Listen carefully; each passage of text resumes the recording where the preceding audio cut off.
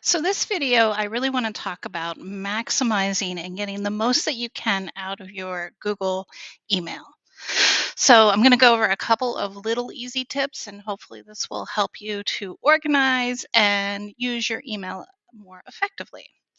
These are tips that I definitely use. So, first thing is I go to the settings and I'm going to click View All Settings. And you have a lot of settings. It can be quite overwhelming. I'm going to talk about the two that I change for myself. So if I scroll down under general settings, I have the option to change the amount of stars, and I can put all the stars. So then these are all different ways that I can label things. So if you're someone who really likes to color code things, everything that's blue has to do with MTSS, everything that's purple has to do with this, questions, things that are important. So these are all things that you can use to label. Now, once you change something in here, you have to scroll all the way down the bottom and just save changes. And oh, there's another setting I wanted to show you. I did that before I thought about that. So if we go back to our settings in Google and we go over to the inbox, one thing that I really recommend that teachers do is they go into their inbox and they sort their inbox. So by default, it will only have primary here. Okay, so if you take primary, promotions, and social and put them in here, most of your ads are going to go to promotions. You can pretty much ignore those. Social is going to be social media.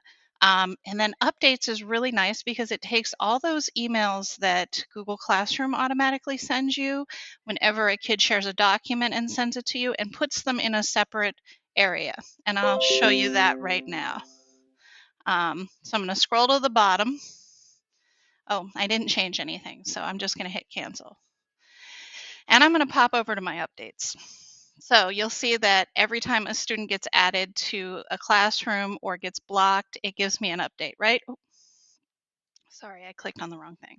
It gives me an update. Some of my other ones end up here, and I should probably filter this one to go to social.